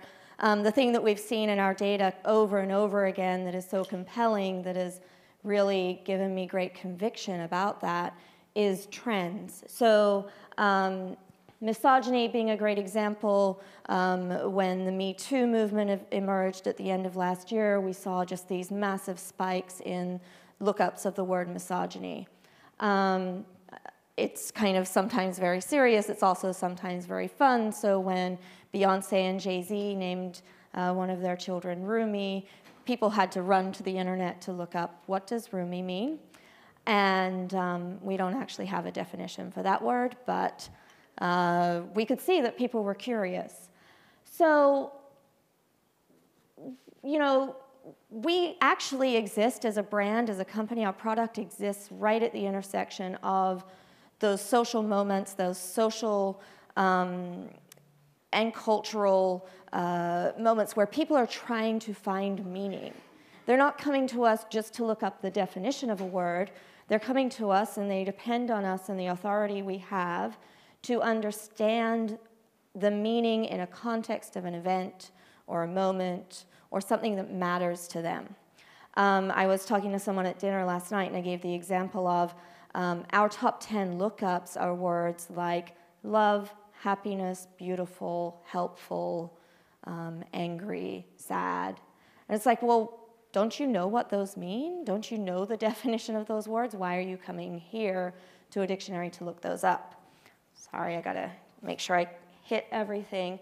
So, you know, what we found is people are coming to us in moments to try to understand those meanings. And our words, the words we choose to use as an authority on words, when we choose to use a word, it carries with it great responsibility and great impact. And And I would remind you all, and I would encourage you all to think very deeply and with a sense of responsibility about what social impact you're having in the world and what social impact the brands that you're marketing are having in the world. So media impacts people's perception of the world, it impacts their relationships with others. Financial products impact our ability to accumulate wealth. Any food or restaurant product is going to impact people's well-being. Any consumer packaged good is going to impact the environment that we're living in. Our products have social impact, and we need to own that. And here's some examples of how we, through conversation with our audience, have had great social impact. And it could be something really fun, like the Kit Kat one I just love. So this was a conversation where this woman had posted a picture of her boyfriend taking a bite out of a Kit Kat. And we all know that's not the way to eat a Kit Kat. So we just posted the definition of the word break off, which is really how you should eat a Kit Kat and maybe what you should consider doing with a man who eats his Kit Kat that way. So that was fun, and it was, there was a social conversation about what's the right way to eat a Kit Kat. It could also, again, be quite serious. So there's this comedian who posted a comment that being a straight white male was the new N-word. And we felt a deep sense of responsibility to remind people that the N-word is actually quite offensive. That turned out to be our most viral tweet. So this happens really organically. This is quite the opposite from a group of people getting in a room and saying, what are our values and what are we going to have a conversation about?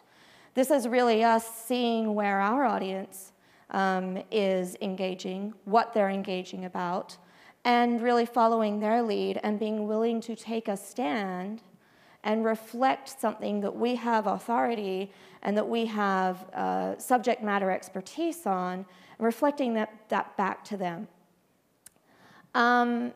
So we ignite conversations and legitimize those cultural movements. I think all of us, I was thinking about Rolling Stone and just the legitimizing impact you have on Cardi B to say, you know what, you have an audience, but we can also elevate you to this other audience. And the conversation that can then follow about that, about her impact on society. That's just an example, but in media, we all, in some way, bring legitimacy to things that are going on and the things that we're choosing to write about and comment on. And this can actually be quite serendipitous. So just as a case study, what we found is that as we've developed our presence and our ability to engage with our audience, we often get inbound interest from major brands saying, you know what, how do we have that conversation too?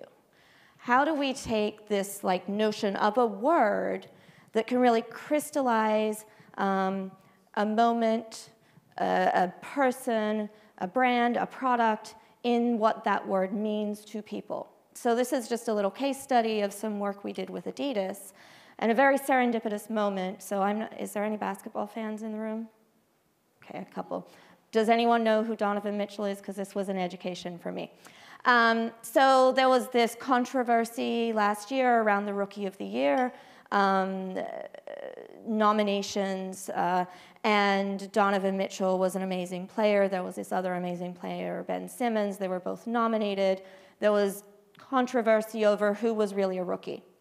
And because Ben Simmons, it turns out, had been on a team the prior year, he just hadn't played. So Donovan Mitchell is one of Adidas's athletes. They created a t-shirt for him, a hoodie for him with our definition of the word rookie. And it sparked this amazing debate about what it means to be a rookie. We then capitalized on that with Adidas. We promoted it through our social channels. We leveraged our relationships with press outlets.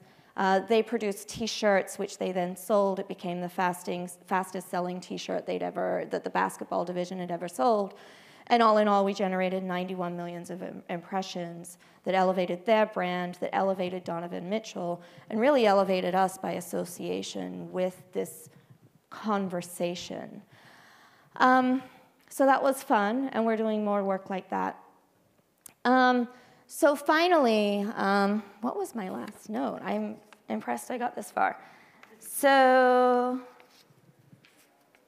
what was my last note? I forgot the end.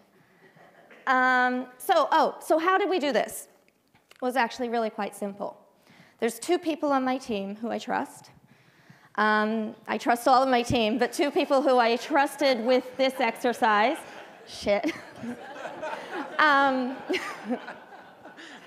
I trust my whole team. There were 2 people in particular who I trusted really got our brand. They're deeply steeped and well-versed in our brand, and they also got the responsibility and the authority that we bring to the table with respect to the impact of our words and our ability to reflect words back to our audience. And we just let them go for it. Every now and then they reach out to me and say, what do you think about this? And I'm like, you know what, let's stay away from the confirmation hearings. Like I want so badly to comment on that, but let's not.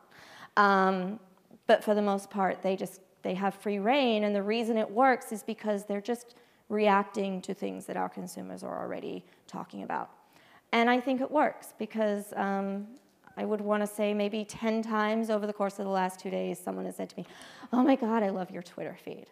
So that's it. Thank you. Liz, thank you very much.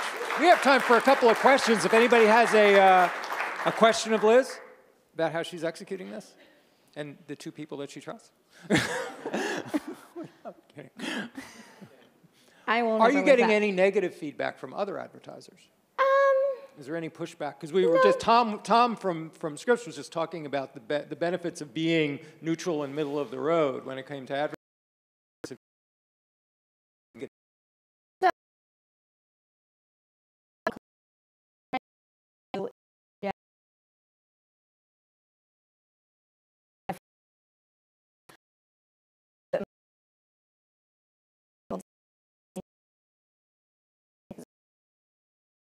In truth. We actually are 100% programmatic in terms of the media.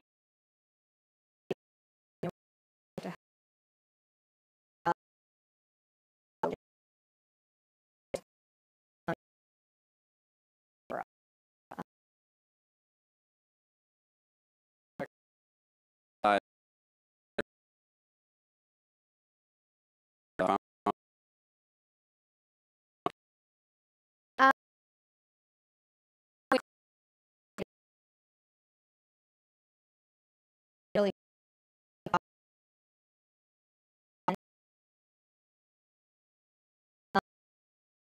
part of the Day Children, where we named the word of the day SOS in conjunction with a campaign.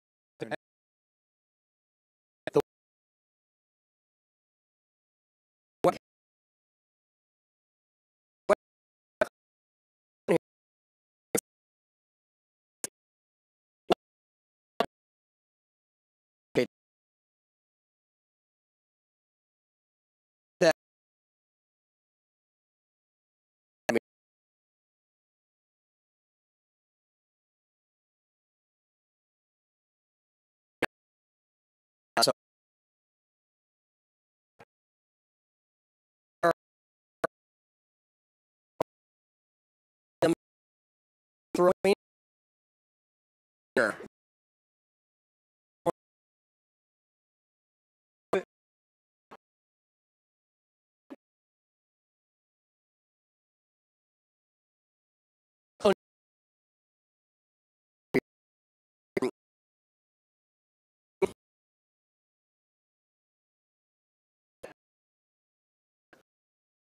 There's also there's a place across the street where there's pool, there's billiards and foosball and TVs and stuff. So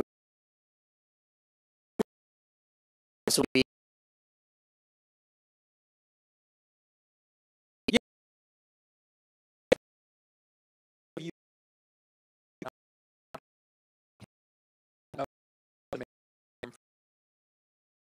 got up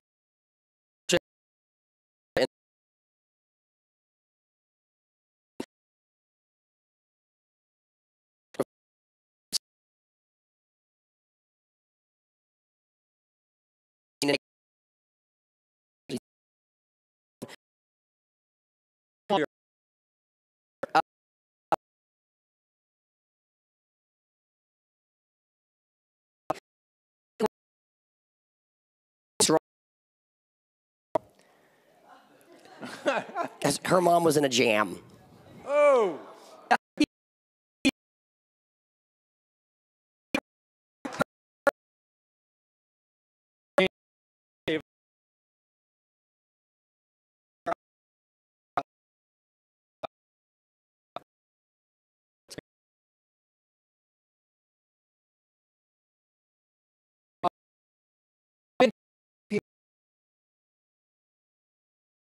Is our Mythbuster today, is going to be talking about myth-busting misconceptions. Please welcome Shane. All right.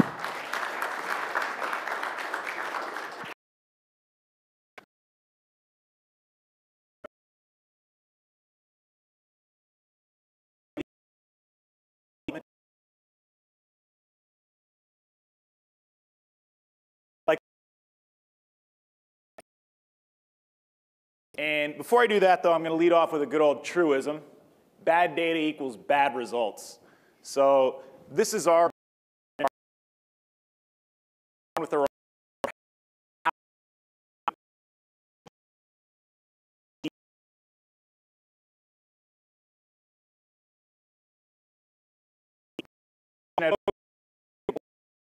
companies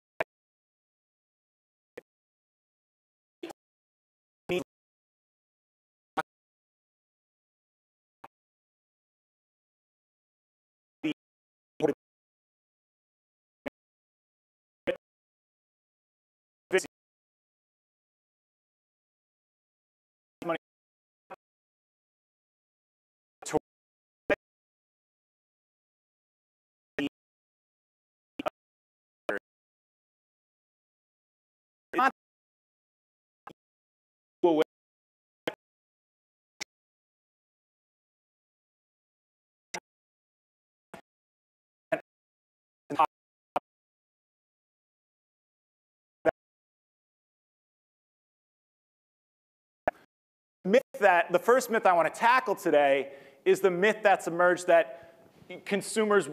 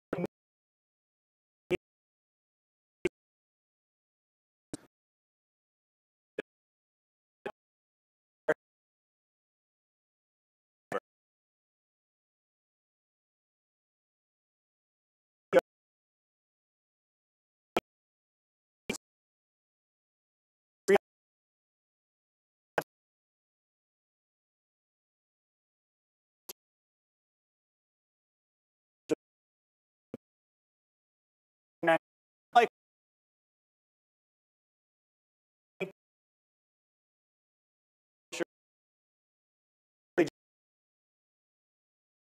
second myth, the idea that interstitial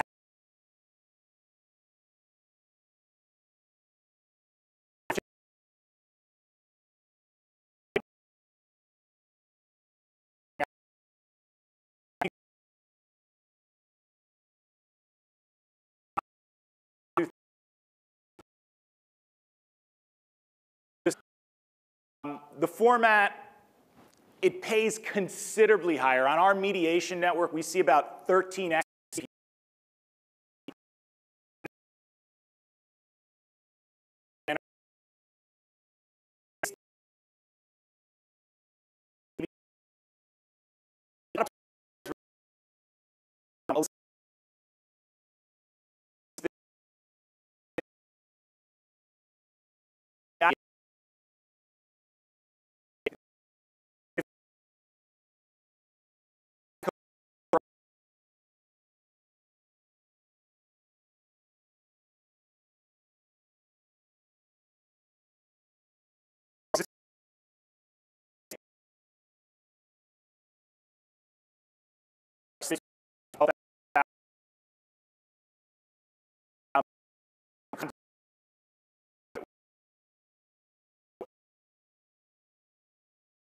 Self